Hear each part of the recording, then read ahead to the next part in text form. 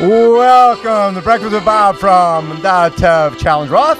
My name is Bob Babbitt. We're brought to you by Master Spas, SFuels Go Longer, HOKA Let's Fly, Form Smart Swim Goggles, Zoot Sports, original triathlon brand, Premium Plus Sports, our Challenge Athletes Foundation, and of course, Rainer, playing the accordion. Thank you, Rainer. Yeah. Got to have a little German culture in here, Ben Kanute. Yeah, that's great. I'm mostly Polish, and Yes. polkas. My family loves the polka, so the accordion, I feel like it's family. Yeah, exactly. Follow It's the family great. tree. I like it. I like it a lot. Very cool. Coming off of an interesting year, finishing it up with that silver medal at 70.3 World Championship for the second time, and so we talked a number of times during the season. It was like. And I talked to Jim, your coach, Jim Vance, a number of times during the season, and the training was there. The training was there, but just little sicknesses, COVID, baby. I mean, so much other stuff going on. It was really hard to get into a rhythm.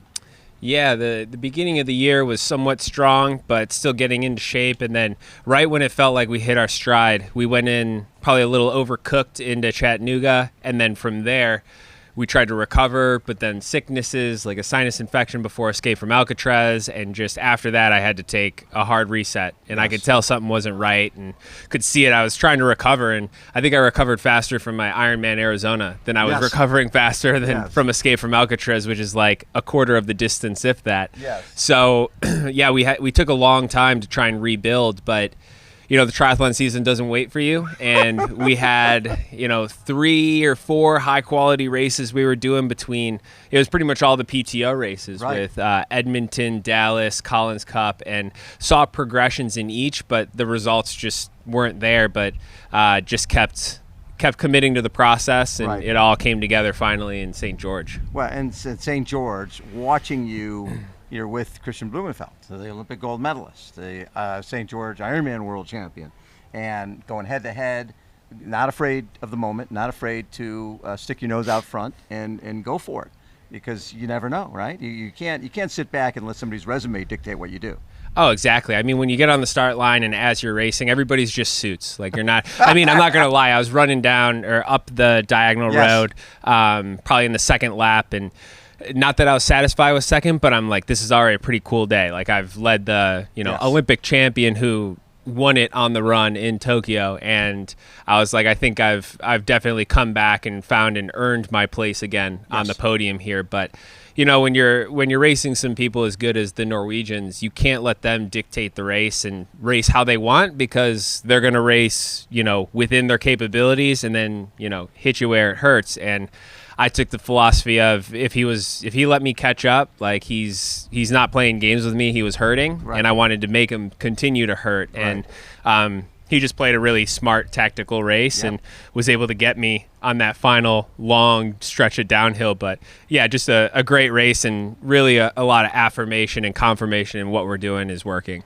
Well, and then you're playing a little house money. You go, okay, well, I just did that. Let's go to Arizona and do my first ever Ironman. Well, Jim, I'm in St. George on my own, and I'm sitting on the couch in between training sessions, just focused on half Ironman world champs. And Jim's like, and I had done some really big training, had some big 70.3 rides, and then went out and I did a 6-hour ride with Nick Chase. He showed me we climbed, we rode a bunch, and just was really strong, and did a couple longer runs, but nothing crazy. And Jim's like, I think you'd go well at Ironman Arizona. You should consider it. And I was like, no. Like, I think I just sent back like a one-word text, basically, no. Like, don't talk to me about that. And then I just continued to think about it. I'm like, well, I have done some volume, and, swim is always pretty much there. The bike has come around a lot. And honestly, like, I don't know about a marathon. Like, I've run, 20-some miles before, so I could get through it. I don't know if I could race it, but we put it on the back burner and put our name on the start list, and we're like, we'll make a decision after the race.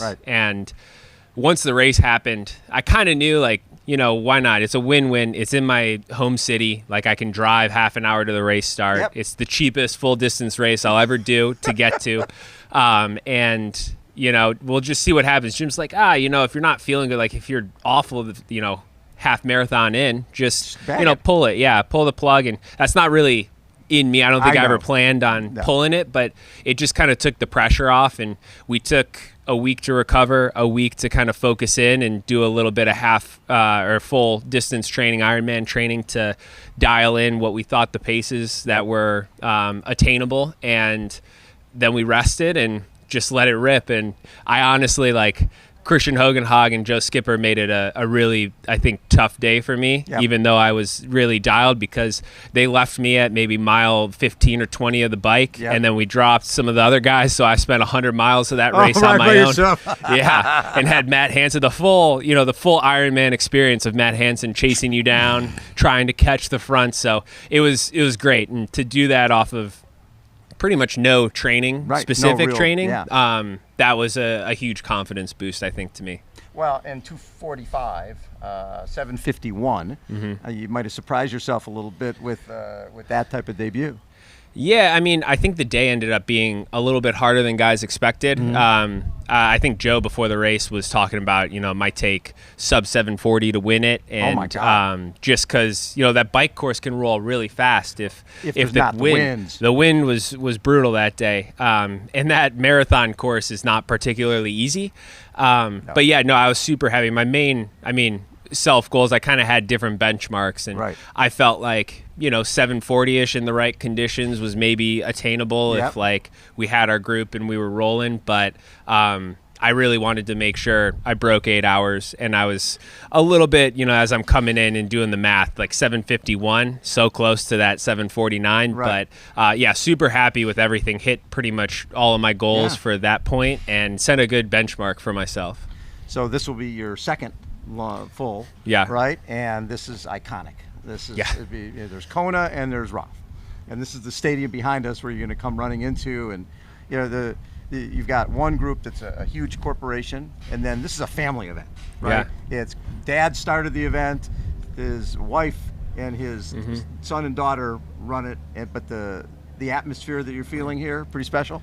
Oh, it's amazing. I've been here for a week. The homestay, it's just incredible atmosphere here. They welcome you in.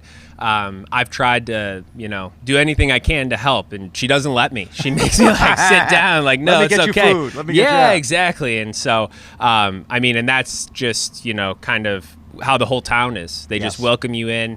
The riding here is great. The running's world class. It's awesome. And I was just talking about this, with Jim, and even at the press conference, it feels like, where I grew up a little bit, where we used to go on camps, Chicago. Where it's kind of rolling in the corner of Illinois and Wisconsin, out in Galena, where we would do these camps.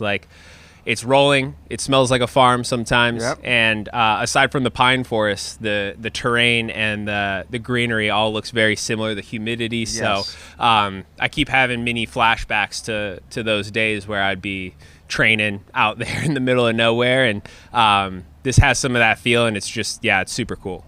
So when I look at, because we've been chatting for a lot of years. The Olympic time, 16 Olympics, and when we were down in the Bahamas, Island House, and seen you at shorter distance races just dominate and do great at that short distance. How tough was that transition? Because you've gone now from the shortest of the short to the longest of the long.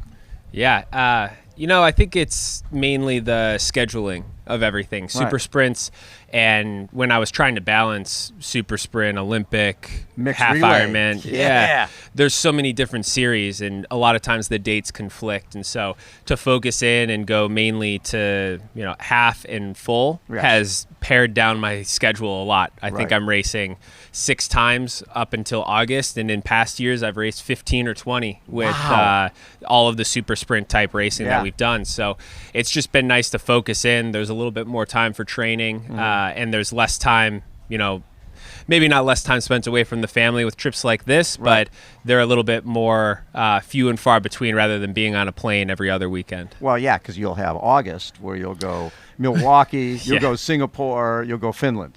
Yeah, so I will be doing all 3 of those, and that's almost like the treat for being able to do the full distance block and then come in and race in Roth, and then I get some time to recover, sharpen, and use all of that stuff that I've worked so hard for over the past 6 weeks or more to just use that up and go to my brother's wedding and enjoy some family time before kind of looking at what's going to happen in the second half of the year just to get me to the holidays.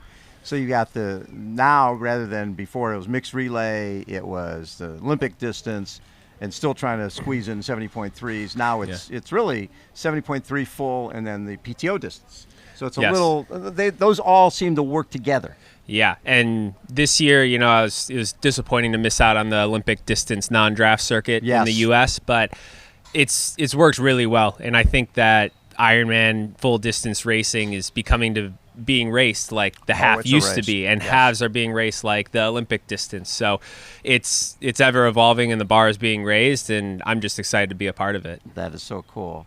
And are you at a point where your oldest has a sense of what Daddy does? Yeah, a little bit. She's able to watch the races, kind of see. She likes cheering. she loves the water herself, and she's got her own little Trek bike, the little pink Strider bike that she loves as well. And whenever I'm with my bike, she always talks about her bike as well. Hers is, pink and, her favorite. So it's been a lot of fun, and she runs a lot. So she can't get her to stay still. So she just wants to keep going, a little Energizer bunny. So it's been a lot of fun, though, to have her with me and on the journey and just bring the whole family along on it. I was talking to Jim Vance this morning, and we talked about the thing that impresses me most about you is just your patience. Like last year when the things weren't going quite right, it would be real easy to just go, okay, I got to rip everything up and start. We've seen a lot of athletes do that. They go, I got to change coaches. I've got to go and do something totally different, become a vegan, do this, do that. Yeah. And you've just always been one of those guys who's very measured in the type of moves that you make, so that there's not rash decisions. No, and I think that speaks to the relationship Jim and I have. Yeah. We have an understanding, and we have similar goals, and we know how to get there, and we know what works. And of course, there's the back and forth, and we asked some pretty hard questions when we weren't performing in races, but it was also one of those, like, looking at the big picture. Like, results are great, but you have to see if there's improvement, even though the results aren't showing it. Know there's something that's there. Yeah. And it was a big focus on just getting that work done, and also just being mentally ready and mentally there, and not losing sight of what has gotten me to success before. Right. And that, I think, there's always going to be bad races, bad stints. And in the grand scheme of things, it was the summer, basically from like June until September that I had to be patient for. And that's, just a blip in my entire career so far. So it always seems like the end of the world when you're in it. Right. But it's kind of taking a step back and just going, okay, like, the time is going to come. Just have to be patient. Patience, man. You are the king of patience. Thank you, Benny. Have a great one on Sunday, man. I look forward to seeing you run into the stadium. You're going to love every second of this race. Thanks, and hopefully I'm doing it first. Yes, we want to see you leading the way in here. Yeah. Have we had an American man win here? No, so there's never been an American male who's won it. At the very least since '88, if for some reason some U.S. males snuck in between '84 and '87, but that was when it was shorter, right, and it wasn't. At first it was Ironman Germany, then it became Challenge Roth. But never a U.S. And actually, the German commentator, I was just talking with him. He said, no U.S. male has ever won it. So that'd be pretty special. Why not Ben Kanute? Why not me? I love it. Ben Kanute has been our guest, everybody. Again, Breakfast with Bob from Challenge Roth. Hold on, we will be right